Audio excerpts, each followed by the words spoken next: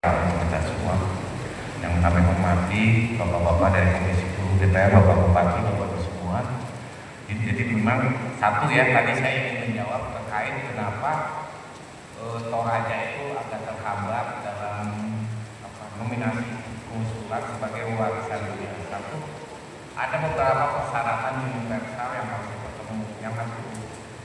dipenuhi, yaitu satu yang disebut outstanding universal value.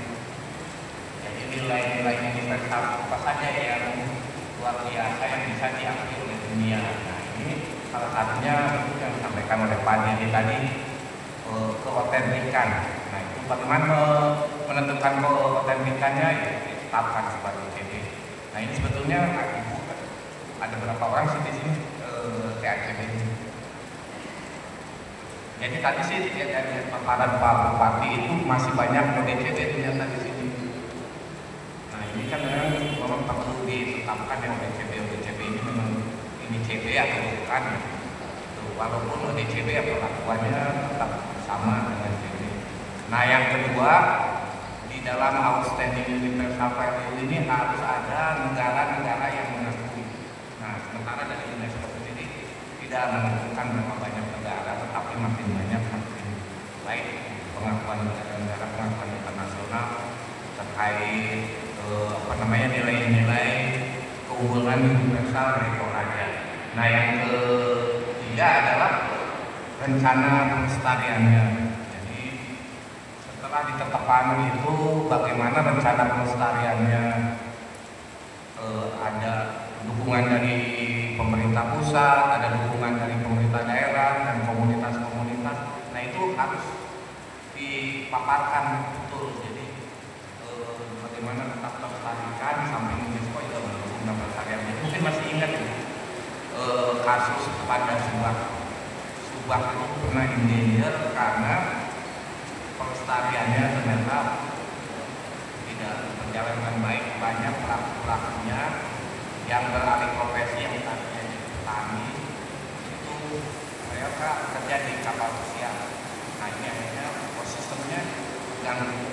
Nah, UNESCO menegur kita Subak endanger. Nah, ini juga mungkin pertimbangan-pertimbangan inilah yang menyebabkan Toraja pendalaman, penajaman, penambah penguatan data. Ini penting sekali, terutama di dalam usia outstanding universal. Ya, itu nanti mungkin kita juga tanyakan kepada teman-teman di Dirjen DPKS yang mengusulkan ya warisan peringkat nasional menjadi warisan dunia ya, dari teman-teman dari Direktorat Diplomasi, Promosi dan Kerjasama. Tanyakan juga. Yang kedua, kementerian ini juga concern terkait dengan masyarakat adat. Artinya ya sudah bergonta-ganti kementerian, masih ada satu direktorat yang tidak pernah diganti, yaitu Direktorat Kepercayaan dan Masyarakat Adat. Apapun kementeriannya, direktorat itu masih tetap ada. Nah, ini nanti mungkin bisa sampaikan kepada direktorat ini juga agar melakukan percepatan terhadap masyarakat adat. Sebetulnya terkait masyarakat adat ini direktorat tersebut sudah menyusun, walaupun masih bentuknya ada perpres, belum sampai ya, tapi tidak ini bisa nanti kesempatannya untuk menjadi dari rencana undang-undang yang menjadi undang-undang. Artinya tetap Kementerian Kebudayaan ini concern juga terhadap masyarakat adat. Itu ya.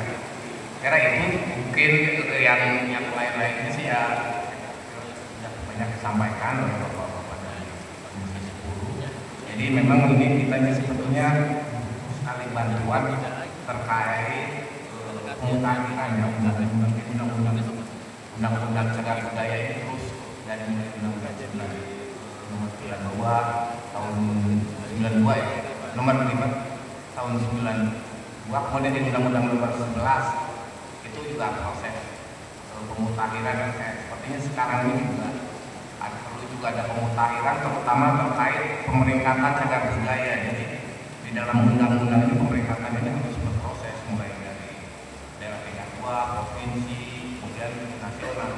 Nah sebenarnya diharapkan oleh Pak Menteri itu makin banyak cagar budaya yang bersifat tingkat nasional. Nah, nanti ke depannya ini tidak melalui proses legislasi, diharapkan bisa dari daerah sendiri bisa mengusulkan cagar budaya itu untuk menjadi tingkat nasional.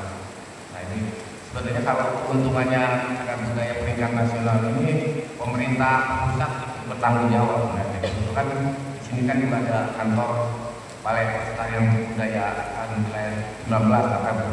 Jadi yang situs yang bersifat nasional itu pemeliharaannya dilakukan oleh teman-teman dari BPK karena tanggung jawab pemerintah pusat juga harus ada di cagar budaya yang tingkatnya nasional. Kira itu. Terima kasih. Wassalamualaikum warahmatullahi wabarakatuh.